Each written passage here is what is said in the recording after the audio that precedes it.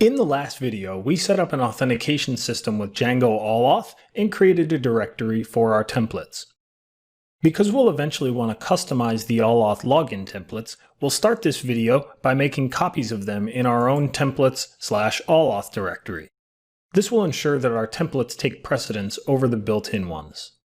You might recall from the earlier Django videos that anything we install with pip ends up in the site packages directory, so that's where AllAuth and all its built-in templates are.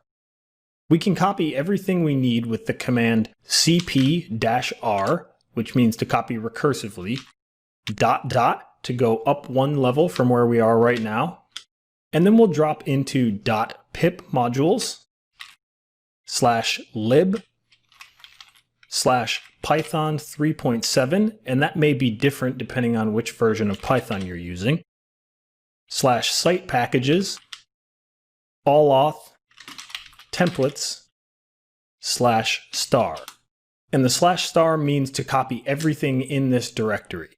So we're going to copy it into ./templates, so the current directory /templates /allauth.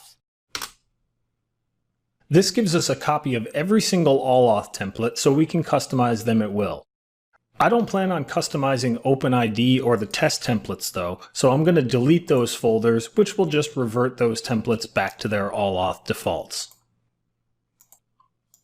You can see now that inside the account folder, we've got a nice copy of all the critical templates, including login and logout, password resets, sign up, email verification, and so on.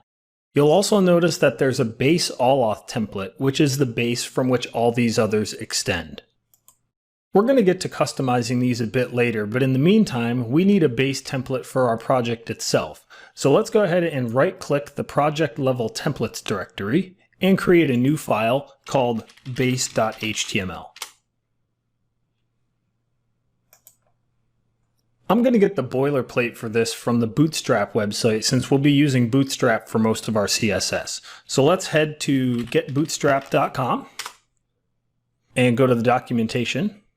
And right on the first page we land on, there's a starter template that we can copy. So I'll take that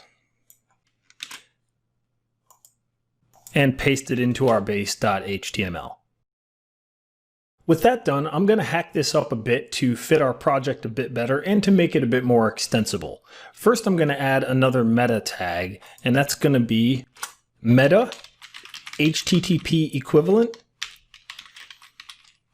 equals x-ua-compatible, and the content is going to be IE equals edge. And this will allow support of older Internet Explorer versions and eliminate validation errors when validating our HTML. I'm also going to change the title to Boutique Ado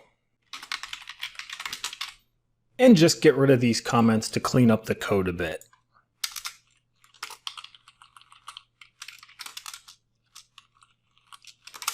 Finally, I'm going to delete the Hello World header, and I'm going to cut out these scripts and move them up to the head section so that they're loaded as early as possible. I'm also going to add load static at the top here for when we need to load our static files later on. Let's save that and commit our changes with git add dot and git commit -m added AllAuth templates and base template. So we've got a simple base template now, and that's going to act as the framework for our entire project.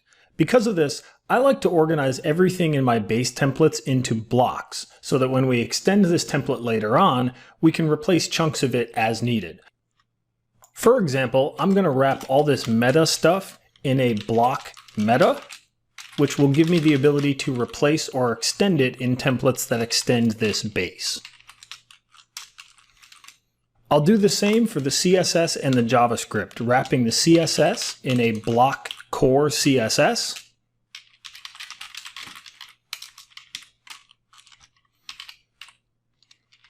and the JavaScript in a block core JS.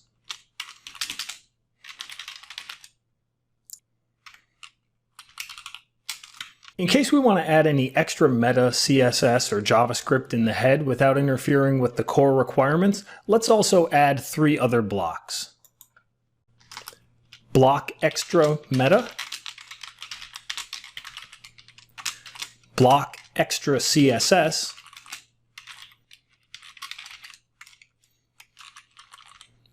and block extra JS.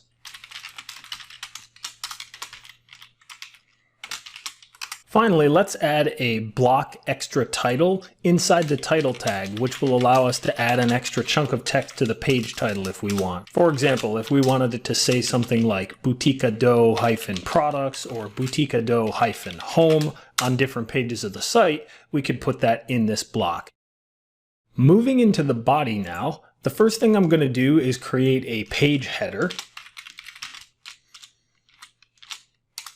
And this is going to have classes of container fluid and fixed top to ensure that it sticks to the top of the page. We'll finish the content of this later, but in the meantime, let's also give ourselves a place to display any messages that we send back from Django. I'll create a div with a class of message container